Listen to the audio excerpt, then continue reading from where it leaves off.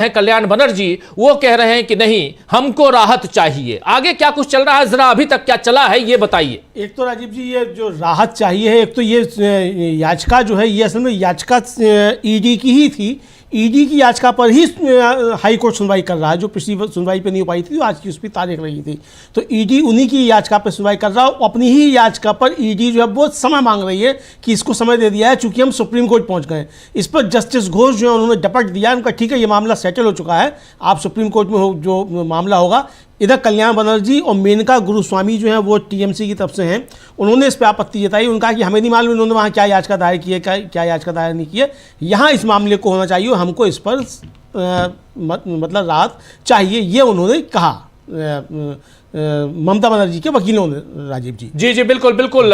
यहां पर जो एजेंसी का आरोप है, ईडी का आरोप है कि जब छापा चल रहा था तब सीएम अहम दस्तावेज लेके गई हैं और कोलकाता हाई कोर्ट में इसी के खिलाफ एक याचिका लगाई गई जिस पर अभी सुनवाई हो रही है। और इसमें यही आरोप है कि ममता बनर्जी ने 2020 के कोयला घोटाले से जुड़े इंडियन आईपैक यानी आईपैक कंपनी जो है उसके दफ्तर में छापे मारे गए और उस दौरान मुख्यमंत्री ने दखल अंदाजी की।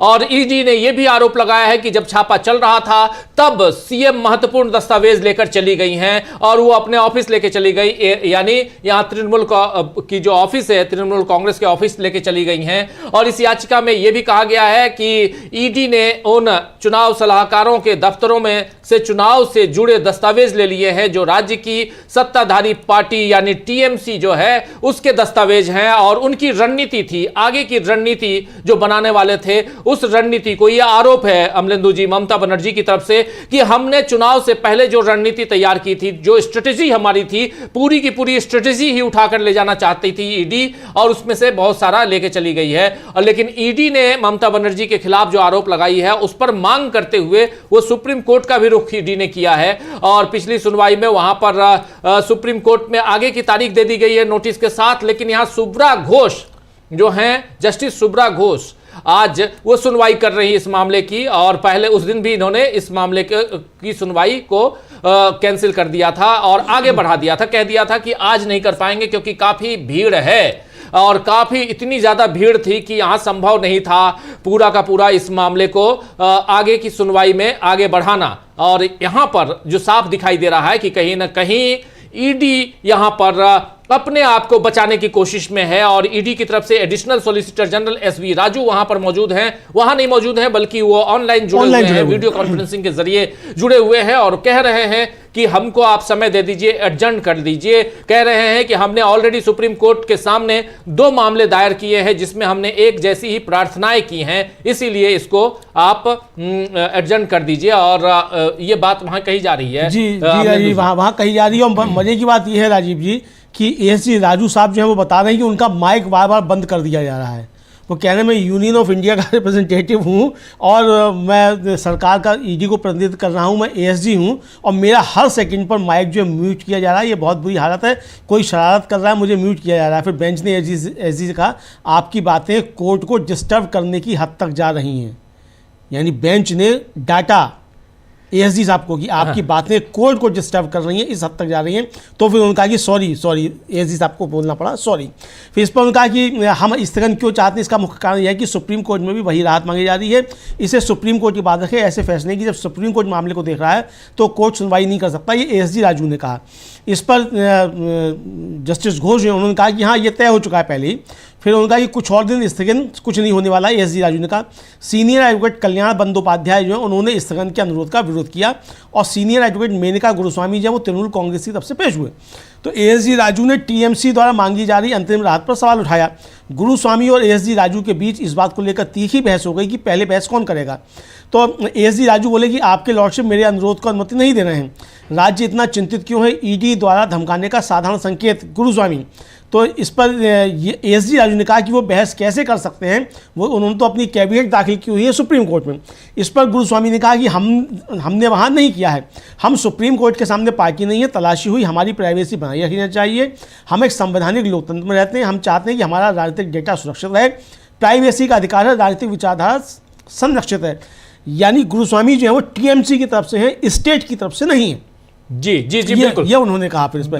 तो उन्होंने कहा कि हम केवल ये अनुरोध कर रहे हैं कि हमारा राजनीतिक डेटा संरक्षित किया जाए और मीडिया में जारी ना किया जाए, राजनीतिक तरीके से इस्तेमाल ना किया जाए। मिस्टर राजू के विपरीत इस पर गुरुस्वामी ने कहा कि मिस्टर राजू के विपरीत हम अदालतों को धमकाते नहीं हैं, हमें बहुत स्पष्ट देने दें।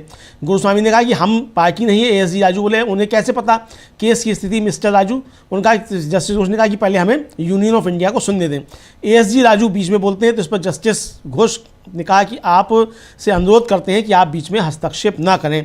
यह राजीव जी अभी तक चल रहा है। जी जी, बिल्कुल बिल्कुल, आप सही कह रहे हैं। यहां पर जो चल रहा है वो सामने रख रहे हैं। और यहां जो सीनियर एडवोकेट जो TMC की तरफ से जो आई हुई हैं, मेनका गुरुस्वामी जो हैं, वो साफ साफ उन्होंने डांटते हुए, उन्होंने भी फटकारते हुए कहा कि पहले ये तो केस करते हैं, आते हैं हमारे ऊपर अवैध रूप से छापेमारी करते हैं। मेनका गुरुस्वामी कह रही हैं कि ये दादागिरी का एक असाधारण संकेत है, ये दादागिरी कर रहे हैं। पहले वो यानी ईडी पहले रेड करती है, उसके बाद अब नहीं चाहती है कि हम बहस करें। हम ईडी के आवेदन में पार्टी नहीं है, ईडी के आवेदन में ईडी जो अप्लाई कर ने जो एप्लीकेशन दिया उसके पार्टी नहीं है, हम इधर से हैं, यानी ममता बनर्जी की तरफ से हैं। और हमें नहीं पता कि ईडी ने सुप्रीम कोर्ट के सामने क्या फाइल किया है। हम TMC यानी TMC जो है, हम TMC हैं, पार्टी है, और हम चाहते हैं कि हमारा राजनीतिक डाटा सुरक्षित रहे।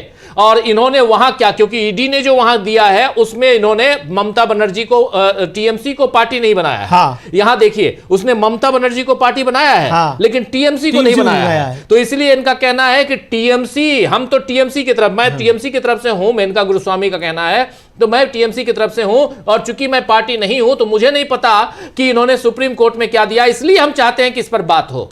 और यहां पर साफ साफ निजता के अधिकार की रक्षा, पुट्टा स्वामी मामले में निजता के अधिकार की रक्षा की गई थी। हम सुप्रीम कोर्ट के सामने कैविएट पर नहीं हैं, हम अनुरोध करते हैं कि हमारे डेटा को सुरक्षित रखा जाए और हमारे खिलाफ इस्तेमाल न किया जाए। यह साफ साफ इन्होंने कहा है कि हमारे खिलाफ इन डाटा को का इस्तेमाल न किया जाए, यह बात यहां पे कही जा रही है। यानी साफ साफ है अमलेंदु जी कि यहां ममता बनर्जी का पक्ष थोड़ा मजबूत दिखाई दे रहा है। जी हाँ, जी हाँ, बिल्कुल। ममता बनर्जी का पक्ष काफ़ी ज़्यादा मजबूत दिखाई पड़ रहा है, और अभी तक जो चल रहा है उसमें मजबूत दिखाई पड़ रहा है।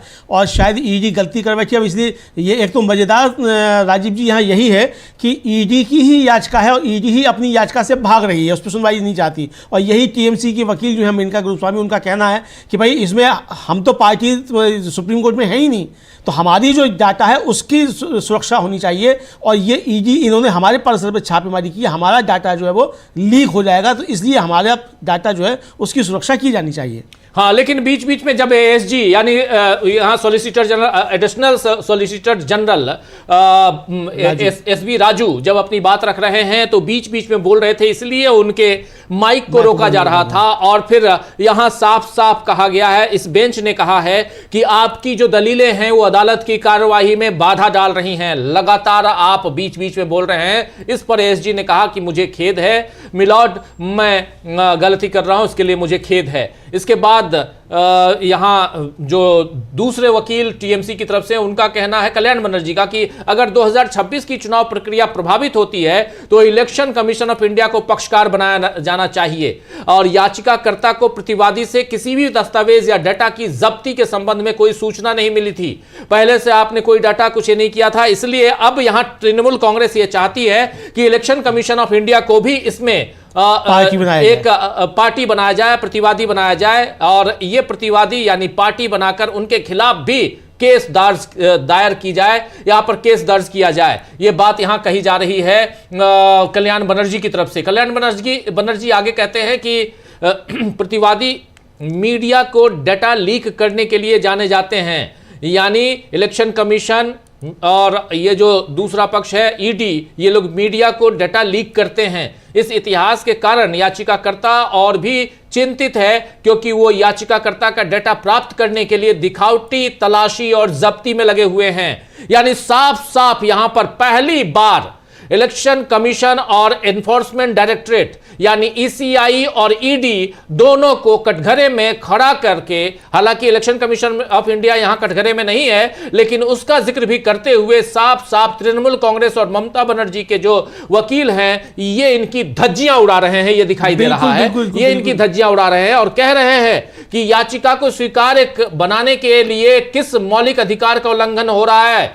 मिलॉर्ड, ये आप देखिए, किसी मौलिक अधिकार का उल्लंघन हो रहा है। दावा किया गया है कि याचिकाकर्ताओं का चुनाव संबंधी डेटा प्रतिवादी द्वारा चुराया जा रहा है। फिर उसके बाद यहां पर याचिका पढ़ते हैं, वकील याचिका पढ़ते हैं।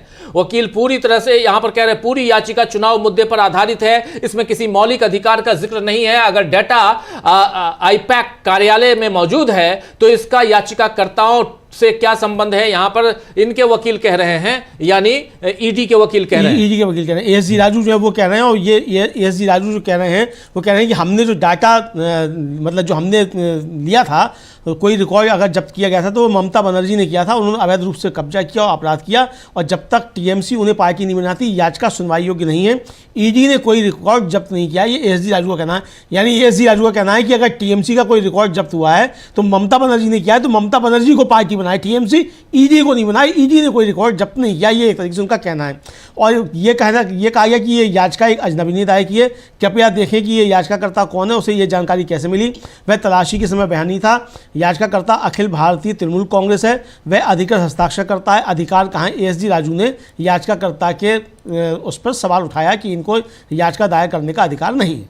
जी, याचिकाकर्ताओं के ऊपर और इन्होंने सवाल तो उठा दिया, और फिर उसके बाद ये कर रहे हैं। एएसजी राजू कह रहे हैं कि जब्त किए गए रिकॉर्ड ममता बनर्जी द्वारा लिए गए थे, उन्होंने सभी उपकरण और रिकॉर्ड जब्त किए। जब तक उन्हें पक्षकार नहीं बनाया जाता, ये प्रार्थनाएं और ये याचिका सुनवाई योग्य नहीं है। यानी अभी तक जो कहा गया है, जो याचिकाएं लगाई गई हैं, सबसे पहले ममता बनर्जी को यहां आप पक्षकार बना दीजिए, प्रतिवादी बनाइए, ये कहा जा रहा है। और ईडी द्वारा कोई रिकॉर्ड नहीं लिया गया है, ये भी बताया जा रहा है कि ईडी ने कोई रिकॉर्ड नहीं लिया है, जबकि ममता बनर्जी का कहना है कि ईडी वहां से रिकॉर्ड लेकर चली गई। और एएसजी राजू यहां कह रहे हैं कि इसमें पुलिस महानिदेशक यानी डीजीपी ऑफ वेस्ट बंगाल और अन्य अधिकारियों की भी मिलीभगत थी, इसलिए जब तक उन्हें पक्षकार नहीं बनाया जाता यह याचिका सुनवाई योग्य नहीं है। याचिकाकर्ता तृणमूल कांग्रेस है, यहां पर साफ कहा जा रहा है कि याचिकाकर्ता जो है वो तृणमूल कांग्रेस है। और एएसजी राजू कह रहे हैं हलफनामा दाखिल करने वाले व्यक्ति का हलफनामा देखें, क्या ये जब्ती के समय उपस्थित था? शपथ पर झूठे बयान दिए गए हैं। हलफनामा देने वाला व्यक्ति रिट याचिका दाखिल करने के समय कहीं भी मौजूद नहीं था।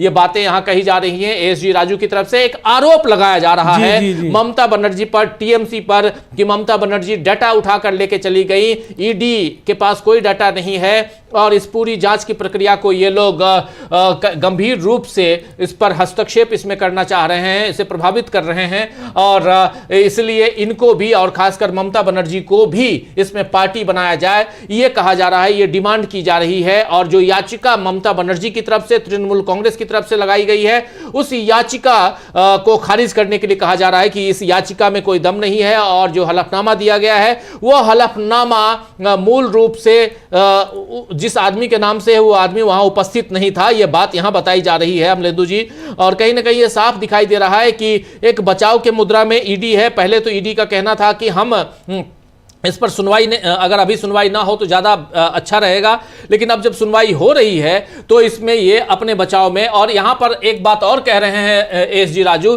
कि मैं ये साबित कर रहा हूँ कि उसने झूठा हलफनामा दिया है और उसे तलाशी या जब्ती के बारे में कोई जानकारी नहीं थी। वो कहता है कि यह उसकी जानकारी के अनुसार सच है। यह तथ्य यह है कि धारा 17 यानी 17 पीएमएलए एक्ट की जो धारा है 17, उसके तहत शक्तियों से संबंधित मामला सुप्रीम कोर्ट में लंबित है। उसकी शक्तियां कितनी है, इससे संबंधित मामला जब सुप्रीम कोर्ट में लंबित है तो इस पर बात बहस करने की जरूरत नहीं है। यह बात वहां हाई कोर्ट में कही जा रही है। यह है यहाँ पे एएसजी राजू यहां बचाव की मुद्रा में साफ साफ नजर आ रहे हैं, और यहां कहीं ना कहीं वो ये कोशिश कर रहे हैं कि ये मामला आज एडजर्न हो जाए, ये दिखाई दे रहा है। हाँ, यही कोशिश उनकी आज एडजर्न हो जाए, ताकि फिर वो सुप्रीम कोर्ट में जाके कह सकें कि वहाँ मामला एडजर्न हो गया। अब यहाँ फंस इसलिए गई है ईडी राजीव जी, क्योंकि अगर यहाँ हाई कोर्ट से कोई ऑर्डर आ जाएगा तो वहाँ जो उसकी याचिका पड़ी हुई सुप्रीम कोर्ट में वो बेकार हो जाएगी, फिर उसको नए सिरे से जाकर दायर करना पड़ेगा सुप्रीम कोर्ट में। तो इसलिए ये चाहते हैं कि यहाँ आज सुनवाई ना हो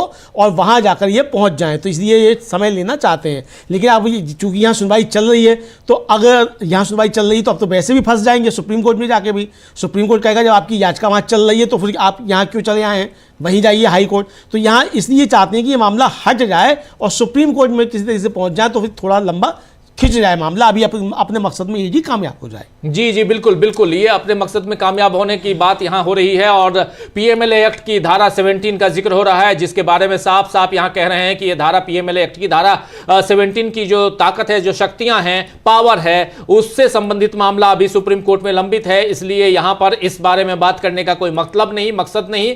और इसके बाद एसजी राजू यही नहीं रुकते हैं, आगे बढ़ते हैं, कहते हैं कि छापेमारी का टीएमसी से कोई संबंध नहीं था, कोई लेना देना नहीं था, और ईडी द्वारा जिस व्यक्ति के घर पर छापा मारा गया है वो आपकी अध्यक्षता में पेश नहीं हुआ है। ये कह रहे हैं कि ईडी के द्वारा जिस व्यक्ति की, यानी प्रतीक जैन जो है वो आपके सामने नहीं आया, वो आपके सामने नहीं आया है, ये बात कही जा रही है। वो आपके सामने नहीं आया है, यानी प्रतीक जैन गायब है। ये कहा जा रहा है, ये कहा जा रहा है कि छापा हमने प्रतीक जैन क्या मारा था, टीएमसी इसमें बीच में कौन होती है, ये एक तरह से कहा गया। लेकिन वो उसकी जब याचिका पढ़ रहे थे तो उन्होंने, बेंच ने जो है डांटा फिर एसजी राजू साहब को और कहा कि मेरे पास याचिका है सर, पूरी रिट याचिका पढ़ने की आवश्यकता नहीं है। हाँ, फिर यहां पर पूरी याचिका वो पढ़ रहे थे, तब यहां बेंच ने कहा है कि मेरे पास याचिका है महोदय, मेरे पास याचिका है, पूरी रिट याचिका पढ़ने की कोई आवश्यकता नहीं है, हम लोगों के पास है और हमने पढ़ा है। ये बात यहां कही जा रही है। जस्टिस सुब्रा घोष है, एक ही बेंच है, एक जज की बेंच है, जो इस पर अपनी फैसला क्या होगा वो लिया जाएगा। लेकिन जस्टिस सुब्रा घोष यहाँ पर अपनी बात रखते हुए उन्होंने कहा है कि मेरे पास याचिका है और पूरी रिट याचिका आपको पढ़ने की यहाँ जरूरत नहीं है, हम पढ़ लेंगे, मैं पढ़ लूंगी। ये यहाँ पर जस्टिस शुभ्रा घोष की बेंच इसकी सुनवाई कर रही है। मामला कोलकाता हाई कोर्ट का है। कोलकाता हाई कोर्ट में ईडी ने याचिका लगाई और उस याचिका में ममता बनर्जी की पार्टी टीएमसी को पार्टी बनाया गया है और ममता बनर्जी को भी पार्टी बनाने की यहाँ पर के लिए कहा जा रहा है। और ये भी कहा जा रहा है कि इस पूरे मामले में जो दस्तावेज थे, जो डॉक्यूमेंट थे, वो ईडी ने अपने पास न रखकर ईडी ने जब्ती नहीं की है, बल्कि ममता बनर्जी उसको उठाकर ले गई हैं। और यहाँ की पुलिस जो है वो भी ममता बनर्जी का साथ दे रही है। डीजीपी पर भी भरोसा नहीं कर सकते, ये सारी बात यहाँ पर कही जा रही है। और इसके साथ साथ जो याचिका है वो पढ़ी जा रही है यहाँ अमलेंदु जी। हाँ बिल्कुल, याचिका पढ़ी जा रही है। हालांकि उसमें सफाई दी उन्होंने, एसजी राजू साहब ने, उन्होंने कहा कि मैं बस यह बता रहा हूँ कि रिट फाइल करते समय एफिडेविट पर जिसने कसम खाई थी उसे इस बात की जानकारी नहीं थी कि क्या हुआ था।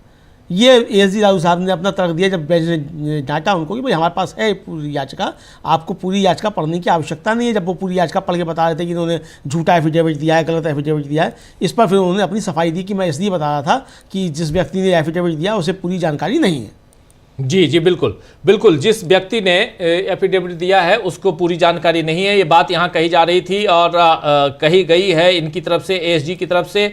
बेंच ने साफ साफ कहा है कि आप याचिका पढ़ रहे हैं, पढ़ने की ज़रूरत नहीं है, ये हमारे पास ऑलरेडी है और बार बार समय आप इस हिसाब से समय बर्बाद होगा, ये मत कीजिए, समय की बर्बादी मत कीजिए। और इसलिए इस पूरी याचिका को पढ़ने की ज़रूरत नहीं है, ये बात यहाँ कही गई बेंच की तरफ से। और इसके बाद एसजी ने साफ साफ कहा कि मैं केवल यह बता रहा हूं कि रिट दाखिल करते समय, याचिका दाखिल करते समय शपथ पत्र पर हस्ताक्षर करने वाले व्यक्ति को घटना की कोई जानकारी नहीं थी, जो घटना हुई है यानी ईडी के रेड की जानकारी नहीं थी।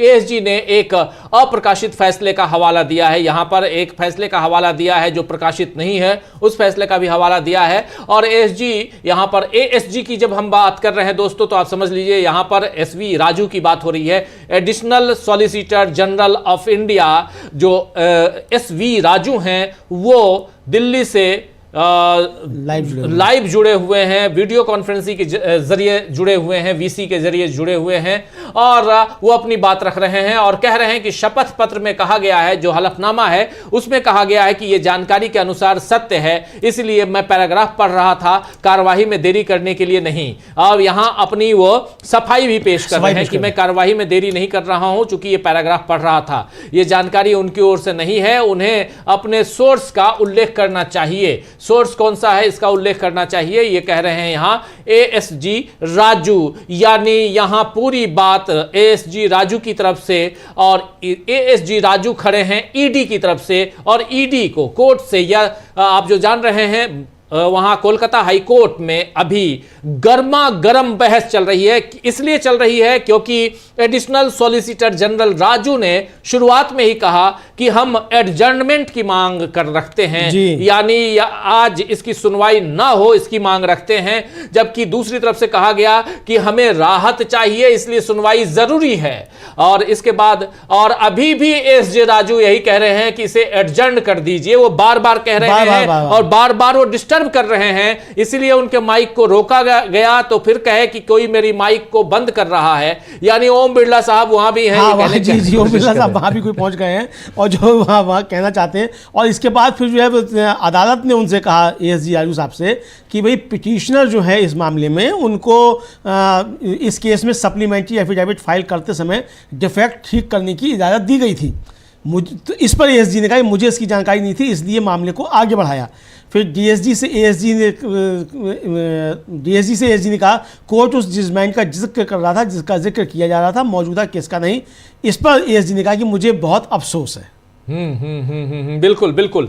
एक्चुअली बेंच ने यहां पर कहा है कि याचिकाकर्ता को इस मामले, याचिकाकर्ता कौन, यानी ईडी को इस मामले में पूरक हलफनामा दाखिल करते समय त्रुटि को दूर करने की अनुमति दी गई थी। अगर कोई गलती है और आपने एडिशनल हलफनामा वहां दिया है तो उसको आप दूर करते, तो इसको हमने कहा था, कोर्ट ने कहा, बेंच ने कहा, तो एएसजी ने कहा कि मुझे इसकी जानकारी नहीं थी इसलिए मामले को स्थगित करें, मुझे जानकारी नहीं थी इसलिए मामले को स्थगित करें। इस पर डीएसजी ने एएसजी से कहा कि न्यायालय उद्धृत किए जा रहे फैसले का जिक्र कर रहा था, न कि वर्तमान मामले का। इस पर एएसजी ने कहा कि मुझे खेद है महोदय, मिलॉर्ड, मुझे खेद है। यहां पर मामला जो है इस ढंग से आगे बढ़ रहा है कि कहीं ना कहीं एएसजी ऐसा लग रहे हैं, राजू साहब ऐसा लग रहा है कि वो पहले से तैयार नहीं है, तैयारी करके नहीं आए। उन्होंने सोचा होगा कि बस जाके एडजर्नमेंट मांग लेंगे और एडजर्नमेंट से काम चल जाएगा।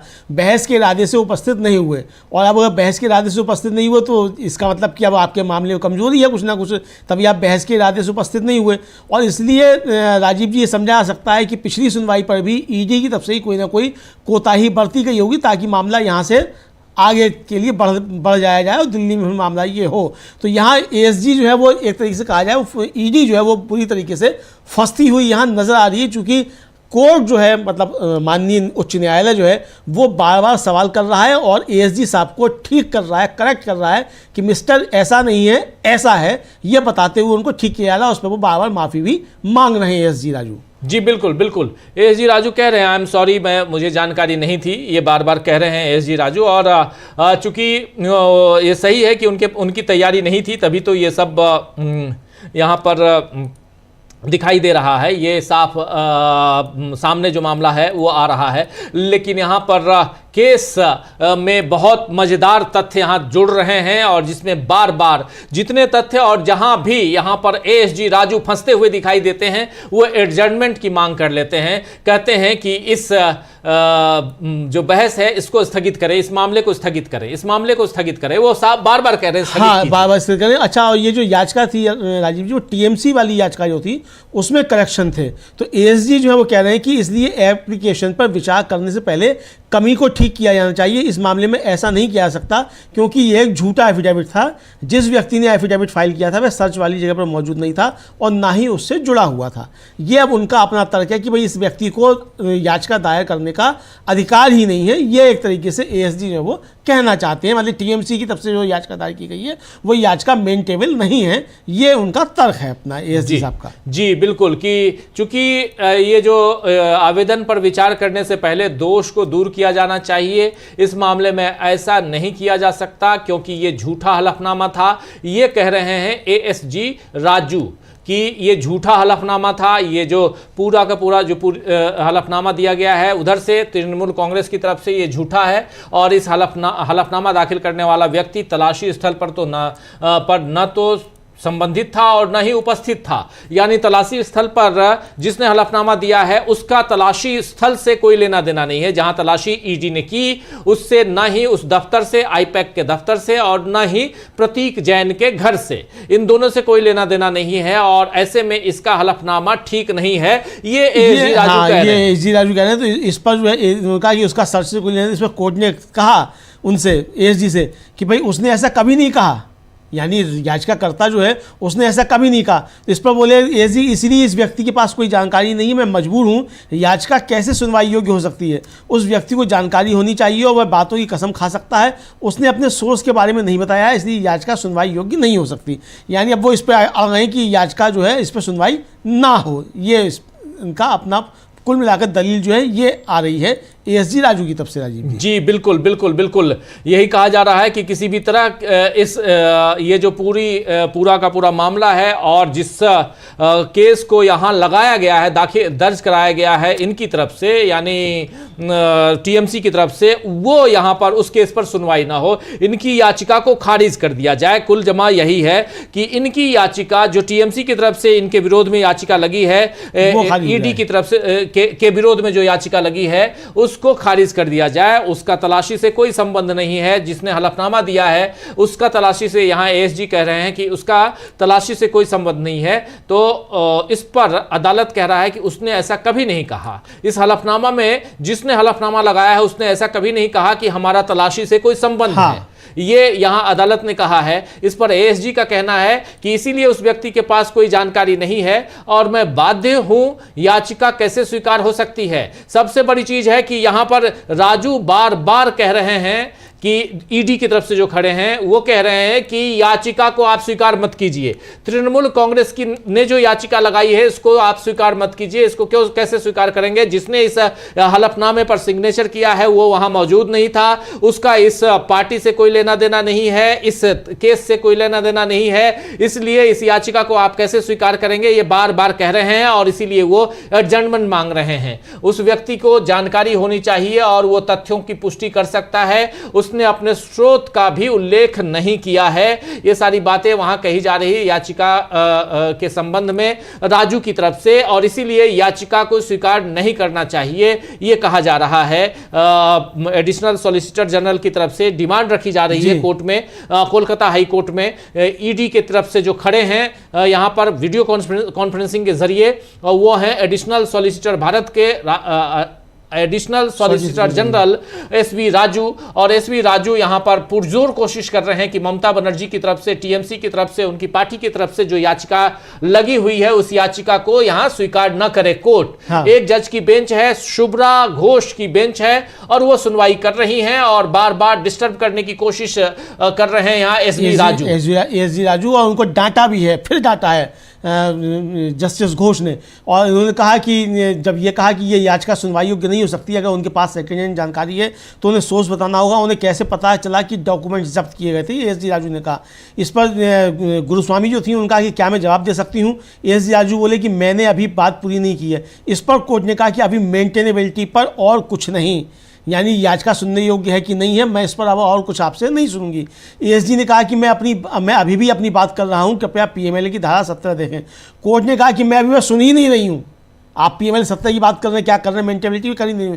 एएसजी बोले कि मेरी बात अभी खत्म नहीं हुई है। कोर्ट ने फिर कहा कि अब मैं मेंटेनेबिलिटी पर दूसरी तरफ की बात सुनूंगी, यानी अब मैं याचिकाकर्ता टीएमसी जो उसकी बात सुनूंगी। एएसजी बोले अगर आप मुझे सुनना नहीं चाहती तो कोर्ट ने कहा कि कृपया अपनी बात सीमित रखें, शांत हो जाइए, यानी अब आपकी बात पूरी हो चुकी है एक तरीके से। ये डपट दिया कोर्ट ने एएसजी राजू साहब को।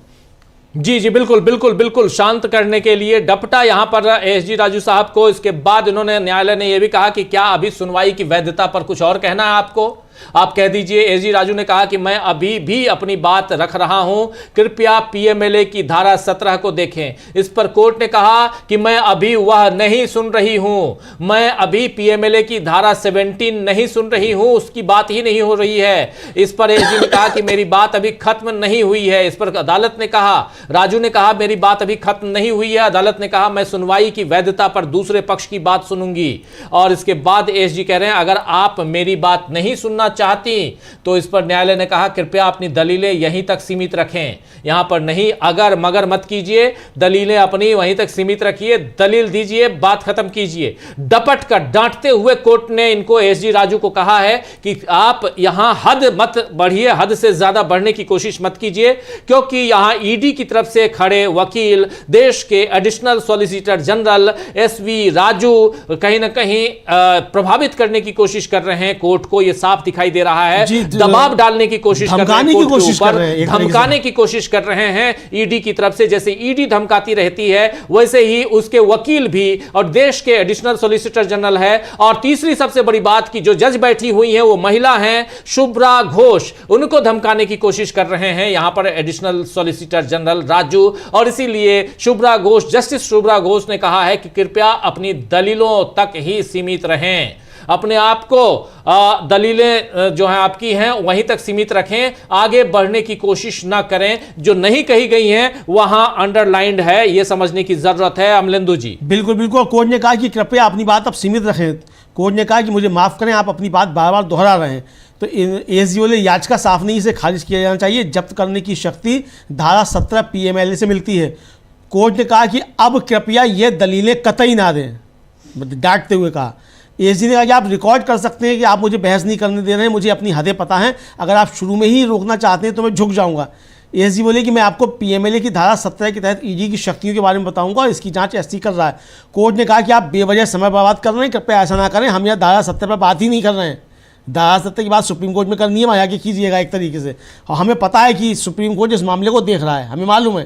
तो इसलिए आप हमको ये बताने की कोशिश ना कीजिए कि धारा 17 के तहत जो आपको क्या शक्तियाँ प्राप्त हैं और क्या नहीं, हमें मालूम है सुप्रीम कोर्ट इस मामले को देख रहा है। आप समय जो है बर्बाद मत कीजिए। ये एक तरीके से डपट दिया जस्टिस घोष ने एसजी राजू को। जी बिल्कुल, एसजी राजू को यहां जस्टिस घोष ने डपट दिया है और डांटा है और कह रहा है, यहां कोर्ट का कहना है, जस्टिस शुभ्रा घोष का कहना है कि मुझे खेद है, आप अपनी बात दोहरा रहे हैं, आप रिपीट कर रहे हैं अपनी बात को एसजी मिस्टर राजू। तब यहां पर एसजी राजू कह रहे हैं कि याचिका अस्पष्ट है, इसे खारिज किया जाना चाहिए। जब्ती की शक्ति पीएमएलए की धारा 17 से प्राप्त होती है। यहां पर मतलब जो याचिका लगाई गई है ममता बनर्जी की पार्टी की तरफ से, टीएमसी की तरफ से, उस याचिका को कह रहे हैं कि यह याचिका क्लियर नहीं है, अस्पष्ट है, इसमें लिखी गई बातें सही नहीं हैं और इसीलिए इसे खारिज किया जाना चाहिए। यह डिमांड है ईडी की तरफ से पेश राजू की, यानी एडिशनल सॉलिसिटर जनरल राजू की। और इस डिमांड में साफ साफ ये कह रहे हैं कि किसी चीज को जब्त करने की जो शक्ति है, ताकत है, पावर है, वो पीएमएलए की prevention of money laundering act, prevention of money laundering act की धारा 17 से ये जब्ती की शक्ति मिलती है हमें, इसलिए हमने जब्त करने की कोशिश की और इसीलिए यहां पर याचिका जो है इनकी खारिज करनी चाहिए। तो यहां पर फिर कोर्ट ने कहा कृपया अभी ये दलीलें न दें, अभी आप ये दलीलें मत दीजिए, हम यहां पर धारा 17 की बात नहीं कर रहे हैं, उस पर सुनवाई नहीं कर रहे हैं। इस पर एसजी ने कहा कि कृपया ये दर्ज कर लें कि आप मुझे बहस नहीं करने दे रहे हैं। अब ये कह रहे हैं कि इसको दर्ज कीजिए, एसजी राजू कह रहे हैं मैं अपनी सीमाएं जानता हूं, अगर आप मुझे शुरू में ही रोकना चाहते हैं तो मैं झुक जाऊंगा। यहां पर कहा गया है साफ साफ राजू की तरफ से। तो एसजी ने फिर कहा मैं आपको पीएमएलए की धारा 17 के तहत ईडी की शक्तियों के बारे में बताऊंगा और इसकी जांच सुप्रीम कोर्ट में हो रही है। न्यायालय ने कहा कि आप समय बर्बाद कर रहे हैं, कृपया ऐसा न करें, हम यहां धारा 17 पर विचार नहीं कर रहे हैं, यहां धारा 17 की बात नहीं कर रहे हैं। हम जानते हैं कि सुप्रीम कोर्ट इस मुद्दे पर विचार कर रहा है। वहां पर कोलकाता हाई कोर्ट की सिंगल जज की बेंच जस्टिस शुभ्रा घोष ने साफ साफ कहा कि आप हमारे समय को बर्बाद मत कीजिए। पीएमएलए की धारा, पीएमएलए एक्ट धारा 17 यानी ये जो धारा 17 है वो उसकी सुनवाई हम यहां नहीं कर रहे हैं, उसकी शक्तियों की सुनवाई, उस पर बहस सुप्रीम कोर्ट में चल रही है, वहीं करने दीजिए, आप वहीं कीजिए, लेकिन यहां हम इस पर बात नहीं करें। करेंगे। और जस्टिस शुभ्रा घोष अपनी बात और साफ साफ कहते हुए, फटकारते हुए कि आप समय मत, कोर्ट का समय, अदालत का समय बर्बाद मत कीजिए मिस्टर राजू, ये कहा जा रहा है कोर्ट की तरफ से। और लेकिन राजू जो है वो चाह रहे हैं कि किसी भी तरह दो बातें हो जाएं। पहली बात कि इनकी याचिका, यानी जो याचिका लगाई गई है ममता बनर्जी की पार्टी की तरफ से, उस याचिका को कोर्ट खारिज कर दे। और दूसरी बात यहां पर यह है कि कहीं ना कहीं धारा 17 पर हम जिक्र छेड़ दें, यहां पर जैसे यहां होता है सेमिनार की तरह, सेमिनार की तरह जैसे सुप्रीम कोर्ट में हो रहा है, चाहे एसआईआर का मामला हो या और मामले हो, उसी तरह यहां भी करने की कोशिश हो रही है। और एएसजी राजू उसमें महारत हासिल किए हुए हैं। आप याद कीजिए कि एएसजी राजू ही लड़ रहे थे, ईवीएम के मामले में भी सरकार का पक्ष रख रहे थे, इलेक्शन कमीशन ऑफ इंडिया का पक्ष रख रहे थे, और इलेक्टोरल बॉन्ड के मामले में भी इन्होंने रखा था। और इनके जो बॉस हैं वो तुषार मेहता हैं, solicitor general of India. Solicitor general of India जब उपलब्ध नहीं होते हैं तो additional general of India, additional solicitor general India खड़े होते हैं, और वो हैं मिस्टर राजू। वो यहां पर खड़े हैं और कह रहे हैं कि मैं आपको पीएमएलए की धारा, पीएमएलए एक्ट की धारा 17 के तहत ईडी की शक्तियों के बारे में बताऊंगा, और इसकी जांच सुप्रीम कोर्ट में हो रही है। तो इसीलिए यहां पर कोर्ट ने कहा है, अदालत ने कहा है कि चूंकि उसकी जांच सुप्रीम कोर्ट में हो रही है, इसलिए उसको सुप्रीम कोर्ट तक ही सीमित रखिए। यहां पर हम बात कर रहे हैं ईडी की शक्तियों की बात नहीं कर रहे हैं, जो घटना घटी है उसकी बात हो रही है। और ईडी जिस घटना को लेकर, वहां पर सबसे आश्चर्यजनक बात यह है अमलेंदु जी कि जिस घटना के लिए ईडी गई वहां पे कोर्ट में, उस बारे में ईडी बात करना ही नहीं चाह रही। यहां पे ईडी उस बारे में बात नहीं करना चाह रही है। ईडी यहां पर तीसरा खेल करना चाह रही है। पहली बात यह कि जो याचिका लगाई गई है ममता बनर्जी की तरफ से, उनकी पार्टी की तरफ से, उस याचिका को खारिज करो। और दूसरी बात कि हमको जो शक्तियां हैं वो पीएमएलए एक्ट की धारा 17 के तहत से है, और उसकी बात हम करेंगे कि हमारी कितनी ताकत है, हम कहां कहां जा सकते हैं, किन किन के घर को वहां जांच कर सकते हैं, कौन कौन से वहां से दस्तावेज उठा सकते हैं। ये सारी बातें यहां कह रही है ईडी साफ साफ। बिल्कुल राजीव जी, और कैसी विरोधाभासी बात कर रहे हैं। एक तरफ कह रहे हैं कि हमने कुछ जब्त नहीं किया, वो तो ममता बनर्जी सब ले गई उठाकर, और दूसरी तरफ कह रहे हैं कि हमको जब्त करने का अधिकार है, और सुप्रीम कोर्ट का हवाला दे रहे हैं। तमिलनाडु का जो एक संस्थान है TSMAC, उसका मामला बता रहे हैं कि वो सुप्रीम कोर्ट में लंबित है। यानी ईडी की शक्तियों को लेकर सुप्रीम कोर्ट में मामले लंबित हैं, ये बताने की कोशिश कर रहे थे। इस पर उन्होंने डाटा, कोर्ट ने कहा कि आपको कुछ और भी कहना है। इस पर भी एएसजी बोले मैं इस पॉइंट पर पेंडिंग याचिकाओं की संख्या बताऊंगा। एएसजी बोले कि ये सभी मामले ईडी की दस्तावेज जब्त करने की शक्ति को लेकर एससी में पेंडिंग है। अब मर्यादा समझाने लगे हाई कोर्ट को, बोले कि न्यायिक मर्यादा के अनुसार इस कोर्ट को इस मामले की सुनवाई नहीं करनी चाहिए। कोर्ट ने कहा कि पहला मामला मेरिट पर नहीं है, वे एक सीमित निर्देश मांग रहे हैं। जी जी जी, बिल्कुल सीधे ये कहा। बिल्कुल, यहां पर एएसजी कह रहे हैं कि दो तर्क दिए गए हैं। पहला तर्क कि ईडी की जब्ती शक्तियों पर, और दूसरा संवेदनशील दस्तावेजों की जब्ती पर। यानी कि जब्ती की शक्ति, ईडी के पास किसी भी चीज को, किसी दस्तावेज को जब्त करने की शक्ति कितनी है, पावर कितना है, ताकत कितनी है। और दूसरा है कि वहां संवेदनशील दस्तावेज थे, उसकी जब्ती आखिर ईडी ने क्यों की। और दोनों मामले सुप्रीम कोर्ट में लंबित हैं, ये इनका कहना है।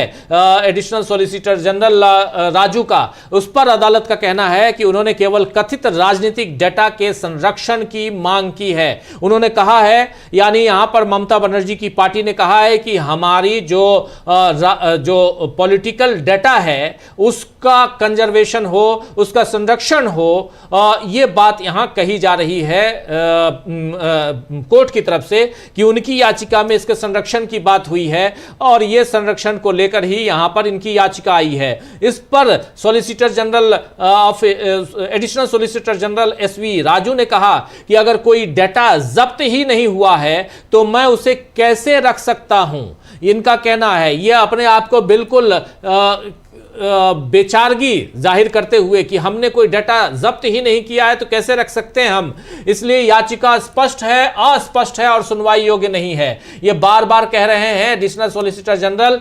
इनका कहना है कि ईडी ने कोई भी दस्तावेज जब्त नहीं किया है, और जब जब्त नहीं किया तो उतने सारे डेटा आप लेके कैसे चले गए। ईडी ने कुछ भी नहीं लिया है, ममता बनर्जी डेटा ले गई, हमारे पास कुछ भी नहीं है, मेरा बयान दर्ज किया जाए। यानी यहां गिड़गिड़ा रहे हैं एडिशनल सॉलिसिटर जनरल, कह रहे हैं बार बार कि इन्होंने कुछ नहीं किया। फिर कोर्ट का कहना है कि कुछ और कहना है आपको, और कुछ कहना चाहते हैं तब एएसजी ने कहा, मैं इस मुद्दे पर लंबित याचिकाओं की संख्या बताऊंगा। एएसजी ने रिट याचिकाएं पढ़कर सुनाई। यहाँ पर रिट याचिकाएं पढ़ के सुनाई एएसजी राजू। यहाँ पर ये सभी कह रहे हैं कि ये सभी मामले ईडी की दस्तावेज जब्त करने की शक्तियों से संबंधित सुप्रीम कोर्ट में लंबित हैं। जितनी रिट याचिकाएं हैं ये सब वहाँ लंबित हैं। न्यायिक औचित्य के लिए ये न्यायालय इस मामले की सुनवाई न करे, यहाँ पर कहा जा रहा है। इसके बाद फिर न्यायालय का गुस्सा सामने आता है और न्यायालय का कहना है कि पहला मामला अब गुण और दोष के आधार पर नहीं है, वो सीमित निर्देश की मांग कर रहे हैं। ये गुण दोष के आधार पर बात नहीं हो रही है, यहां सीमित निर्देश की मांग हो रही है। इस बात को समझने की कोशिश कीजिए, यह कहा जा रहा है अमलेंदु जी। बिल्कुल बिल्कुल राजीव, यही कहा जा रहा है कि ये सीमित गुण दोष पे इसको मामले की समझने की आप कोशिश कीजिए। और ये मामला जो है वो अलग है, आपका मामला अलग है। हम धारा 17 पे चर्चा नहीं कर रहे हैं, हमें मालूम है वो सुप्रीम कोर्ट में है, उस पर आपकी शक्तियों पे हम बात नहीं कर रहे हैं। आप इसकी मेंटेनेबिलिटी पे बात मत कीजिए। याचिकाकर्ता सिर्फ ये कह रहे हैं कि उनका डाटा सुरक्षित होना चाहिए, आपको जब्त करने का अधिकार हो या नहीं हो, इस पर यहाँ बहस है ही नहीं। ये साफ तौर पर अदालत ने एएसजी राजू साहब को बता दिया कि आप जो कह रहे हैं इसका यहाँ कोई लेना देना नहीं है, और ये बिल्कुल दूसरी तरीके का मसला है। और इस पर बाद में जो है उन्होंने फटकार लगाई उन्होंने कि ये एक तो ये कहा कि एएसजी राजू ने कि भाई जब तक ये मामला सुप्रीम कोर्ट में पेंडिंग है तब तक इस मामले को टाल देना चाहिए जब तक कि उन मामलों पर फैसला नहीं आया था।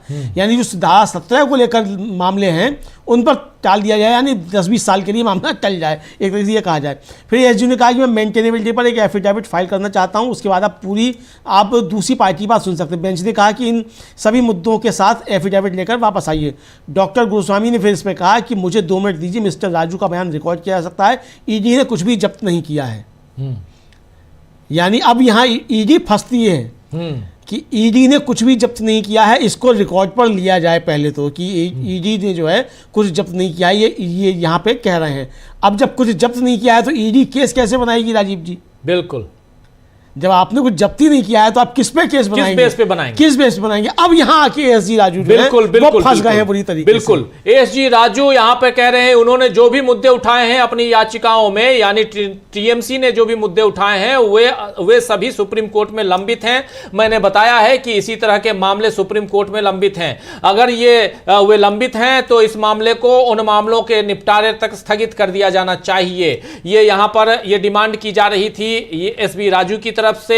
इसके बाद एसबी राजू ने यह भी कहा कि मैं मामले की सुनवाई योग्यता पर हलफनामा दाखिल करना चाहता हूं, उसके बाद आप दूसरे पक्ष की बात सुन सकते हैं। एसजी राजू ने कहा, बेंच ने कहा कि इन सभी मुद्दों के साथ हलफनामा लेकर वापस आइए। इन्होंने साफ साफ कहा कि इन सभी मुद्दों को के साथ आप हलफनामा लेकर वापस आइए। फिर डॉक्टर गुरुस्वामी जो वकील हैं इधर से टीएमसी की तरफ से हैं, है ना, उन्होंने कहा कि मुझे 2 मिनट दीजिए।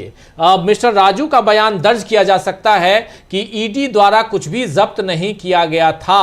अगर ईडी के द्वारा कुछ भी जब्त नहीं किया गया था तो फिर यह बहुत बड़ा बयान है और इस बयान को आप रिकॉर्ड पे ले सकते हैं, यह कहा गया है गुरुस्वामी की तरफ से। और गुरुस्वामी ने साफ साफ कहा कि इसको आप रिकॉर्ड पे लीजिए, ये बहुत ज़रूरी है, बहुत इंपॉर्टेंट है, इस बयान को रिकॉर्ड पे लेना बहुत ज़रूरी है, ये कहा जा रहा है। और इसके बाद ये भी कहा गुरुस्वामी ने कि हमारी याचिका जो है वो सिर्फ इस बात तक सीमित है कि हमारा पर्सनल पॉलिटिकल डेटा सुरक्षित करा जाए। जब एक पॉलिटिकल पार्टी ने यह सोचकर याचिका दायर की है कि उसका डेटा 6 साल से उसके पॉलिटिकल कंसल्टेंट से लिया जा सकता है तो उसे धमकाना गलत है। यह डर है कि राज्य चुनाव से कुछ महीने पहले ही हमारे पॉलिटिकल कंसल्टेंट्स के ऑफिस पर हमला हुआ था। फिर उन्होंने कहा उनसे, राजू से, कि अगली बार जब आप किसी सीएम का नाम लें तो उन्हें सीएम कहकर सम्मान दें, मर्यादा बनाए रखें मिस्टर राजू। चूंकि राजू जो थे बाबा ममता बनर्जी कह रहे थे, इसलिए जो था गुरुस्वामी ने उनसे कहा कि अगली बार जब आप किसी सीएम का नाम लें तो इन्हें सीएम कहकर सम्मान दें, मर्यादा बनाए रखें मिस्टर राजू। आप मिस्टर मोदी नहीं हैं, मतलब एक तरीके से ये कहा जाए कि आप मिस्टर मोदी नहीं है जो आप किसी को भी मुख्यमंत्री का उसका नाम लेकर आप बात करें। आप एक सरकारी कर्मचारी हैं भाई, सॉलिसिटर जनरल या और एडिशनल सॉलिसिटर जनरल क्या है, सरकार का कर्मचारी है। बिल्कुल, तो आप सरकारी कर्मचारी हैं तो डेकोरम मेंटेन कीजिए और जो प्रोटोकॉल है उसको मेंटेन कीजिए, आगे आप सीएम साहब कह के ही पुकारें। बिल्कुल बिल्कुल बिल्कुल। यहाँ पर जो वकील हैं गुरुस्वामी, उन्होंने साफ साफ कहा है कि हमारी याचिका केवल, ये वकील इधर से हैं, टीएमसी की तरफ से हैं, उन्होंने साफ साफ कहा है कि हमारी याचिका जो है वो केवल इस बात तक सीमित है कि हमारे व्यक्तिगत राजनीतिक डेटा की सुरक्षा की जाए। हमारे जो राजनीतिक पॉलिटिकल डेटा है जो ईडी लेकर चली गई है उसकी सुरक्षा की जाए। किसी राजनीतिक दल को धमकाना अनुचित है, जबकि उसने ये मानते हुए याचिका दायर की है कि उसका डेटा उसके 6 साल से कार्यरत राजनीतिक सलाहकार से लिया जा रहा है। और राजनीतिक सलाहकार कौन है? आईपैक है। आईपैक के दफ्तर पे आप जाकर आप धावा बोल देते हैं और डेटा लेके चले जाते हैं। यहां 2 बातें महत्वपूर्ण आ रही हैं। यहां टीएमसी का दावा है और टीएमसी का आरोप है कि ईडी उसके पॉलिटिकल डेटा को आईपैक के दफ्तर से और आईपैक के मुखिया के घर से यानी प्रतीक जैन के घर से लेकर चली गई ED political data of TMC. अब टीएमसी ने इसी पर याचिका दायर की है कि हमारे इस पॉलिटिकल डेटा को सुरक्षित रखा जाए, संरक्षित किया जाए, और ये संरक्षण हम मांग रहे हैं कोर्ट से ईडी के खिलाफ। और इसी पर याचिका लगी है और उसमें उनका कहना है कि ये डेटा 6 साल से कार्यरत राजनीतिक सलाहकार प्रतीक जैन से लिया जा सकता है। ये इसीलिए याचिका दायर की गई है कि कल को आप उनको डरा के, धमका के, गिरफ्तार करके आप ये डेटा ले सकते हैं। और हमारी पहली चिंता यही है कि हमारी पॉलिटिकल पूरी की पूरी जो स्ट्रेटेजी है वो कहीं ना कहीं पब्लिक में लीक हो जाएगी, उससे बचने का है। और यहां पर वकील गुरुस्वामी का दूसरा कहना है कि ये डर ये है कि राज्य चुनाव से कुछ महीने पहले ही हमारे राजनीतिक सलाहकार के कार्यालय पर हमला हुआ था। कुछ दिन पहले हमला हुआ था आईपैक के कार्यालय पे, और अब आप कर ये रहे हैं कि आप डेटा उठा के ले गए ईडी के द्वारा। और अगली बार एक बात यहां और इनका कहना है, अगली बार आप जब किसी मुख्यमंत्री का नाम लेकर जिक्र करें तो उन्हें मुख्यमंत्री कहकर सम्मान दें या ममता ममता मत कहिए। राजू जी, शालीनता बनाए रखिए। आप यहां पर साफ साफ कहा है कि मिस्टर राजू शालीनता बनाए रखिए, ये नाम लेकर ममता ममता कह के नहीं चलेगा। ये कहा जा रहा है कि प्लीज मेंटेन योर डेकोरम। जो कोर्ट की, अदालत की जो डेकोरम है, उसको शालीनता है, उसको आप मेंटेन कीजिए। ये कहा गया है वकील, जो टीएमसी की वकील गुरुस्वामी हैं, उनकी तरफ से। अब उन्होंने एक और फंसा दिया पेच राजीव जी, गुरुस्वामी जी ने, और उन्होंने कहा कि अगर मिस्टर राजू कहते हैं कि कुछ भी जब्त नहीं किया गया था तो इसे रिकॉर्ड किया जा सकता है और मेरी याचिका को इस शर्त पर निपटाया जा सकता है कि कुछ भी जब्त नहीं किया गया था। ठीक, एसजी बोले याचिकाकर्ताओं ने कहा कि मेरे बयान के आधार पर उनका मामला वापस ले लिया जाए। तो इस पर गुरुस्वामी ने टोका कि कृपया रिकॉर्ड करें कि उन्होंने कहा कि कुछ भी जब्त नहीं किया गया और इसे निपटा दिया जाए। मिस्टर राजू को जब्त करने और निपटाने के बीच का अंतर नहीं पता। गुरुस्वामी ने कहा, मैंने कभी नहीं कहा कि इसे वापस लिया जाएगा, आपकी शायद कुछ देर के लिए याददाश्त चली गई है।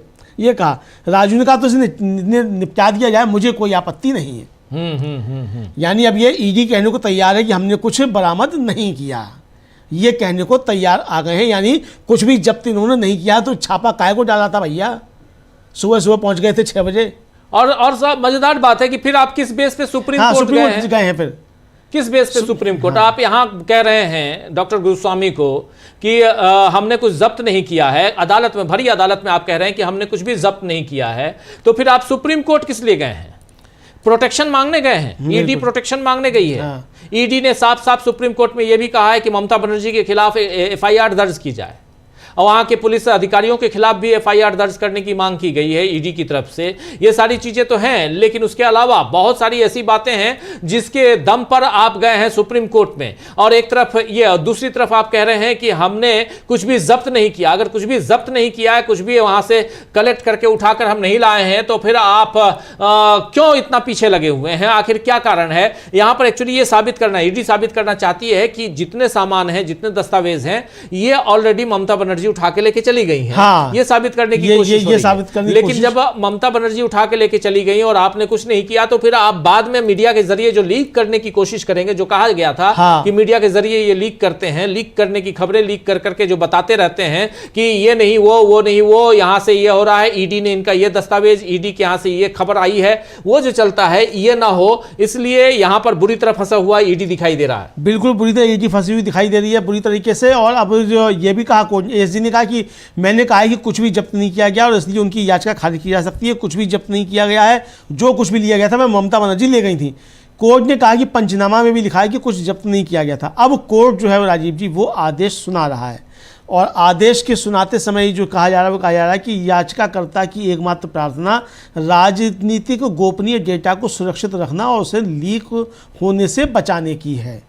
अब आगे देखते हैं क्या आता है आदेश में राजीव जी जी जी। तो बस दिल थाम के बैठिए, अब ऑर्डर लिखा जा रहा है। आज इस पर सुनवाई हुई और सुनवाई के बाद अब ऑर्डर की बारी है। ऑर्डर कुछ लिखा जा रहा है, ऑर्डर हम आप तक पहुंचाते हैं।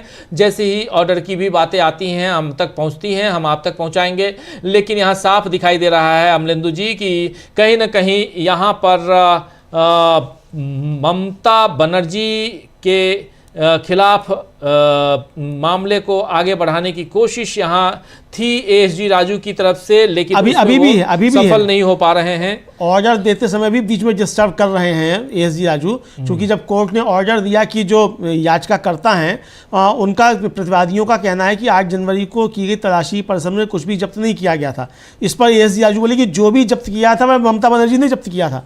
अभी तक तो कहते कुछ जब्त नहीं किया हमने, कि हमसे छीन, फिर पहले कह रहे थे हमसे छीन के ले गई ममता बनर्जी ले गई, हमने कुछ जब्त नहीं किया। अब कह रहे जो भी जब्त किया था वो ममता बनर्जी ले गई। भाई अपनी बात की 1 सेकंड में ये आदमी मतलब पलट गया, ऑर्डर देने से पहले कुछ कह रहा था, बाद में कुछ कह रहा है। जी एएसजी राजू यहाँ कह रहे हैं याचिकाकर्ताओं ने कहा है कि मेरे बयान के आधार पर उनका मामला वापस ले लिया जाए। और यहाँ पर लेकिन डॉक्टर गुरुस्वामी ने कहा कि कृपया दर्ज करें कि उन्होंने कहा है कि कुछ भी जब्त नहीं किया गया और इसे निपटा दिया जाए, ये कहा है। और इस पर राजू को जब्त और निपटाए जाने के में अंतर नहीं पता, शायद डॉक्टर गुरुस्वामी का यहाँ कहना है, एडवोकेट जो तृणमूल कांग्रेस की तरफ से हैं। और उसके बाद गुरुस्वामी का यह भी कहना है कि मैंने कभी नहीं कहा कि इसे वापस लिया जाएगा, आपको क्षणिक भूल हो रही है, हो गई है, हम ये जो याचिका लगाए हैं इसको वापस नहीं करेंगे। फिर राजू ने कहा तो इसे निपटा दिया जाए, मुझे कोई आपत्ति नहीं है। अब साफ साफ है कि आप निपटा दीजिए इस केस को, मुझे कोई अच्छा राजीव जी, एक बड़ी बात यह है कि अब आप यहाँ हाई कोर्ट में कह चुके कि कुछ भी जब्त नहीं किया गया, पंचनामे में भी कुछ नहीं है, कोर्ट ये कह रहा। अब सुप्रीम कोर्ट में आप क्या बहस करेंगे? सुप्रीम कोर्ट में आप तो खुद ही यहाँ मतलब आपने इस याचिका को खारिज करवाने के चक्कर में सुप्रीम कोर्ट में अपना मामला खुद खत्म कर लिया। अब आप एक अदालत के सामने जो बयान रिकॉर्ड करवा चुके, क्या एएसजी साहब सुप्रीम कोर्ट में जाकर उससे बदल जाएंगे, उससे पलट जाएंगे कि नहीं हमने कुछ जब्त किया था? नहीं कर सकते। तो ये तो एक तरह से देखा जाए राजीव जी बहुत बड़ी हार जो है वो ईडी की यहाँ पर हुई है। और कोर्ट ने कहा कि पंचनामों से पता चलता है कि आईपैक के ऑफिस या उसके डायरेक्टर से कुछ भी जब्त नहीं किया गया था। आईपैक के दफ्तर से या उसके डायरेक्टर से कुछ भी जब्त नहीं किया गया था, ये हाई कोर्ट के आदेश में आ गया राजीव जी। जी बिल्कुल बिल्कुल। और इन दलीलों राजू चाह भी रहे थे हाँ, कि लिखा जाए कि कुछ भी जब्त नहीं हुआ है। अगर जब्त नहीं हुआ है तो फिर किस दम पे आप अगर कुछ लेके गए हैं और कह रहे हैं जब्त नहीं हुआ है, तो कल को अगर वो सार्वजनिक होता है तो फिर यहां पर जगहसाई होगी ईडी की। और इसीलिए ईडी को ऐसे दस्तावेज जो जब्त करके ले गई है ईडी, उसको उसे डिस्ट्रॉय करना होगा, नष्ट करना होगा। यह साफ दिखाई दे रहा है। अदालत कह रही है कि याचिकाकर्ता की एकमात्र प्रार्थना राजनीतिक गोपनीय डेटा के संरक्षण और उसके सार्वजनिक होने से सुरक्षा के लिए है, यही इनकी याचिका है। और प्रतिवादियों का कहना है कि 8 जनवरी को की गई तलाशी से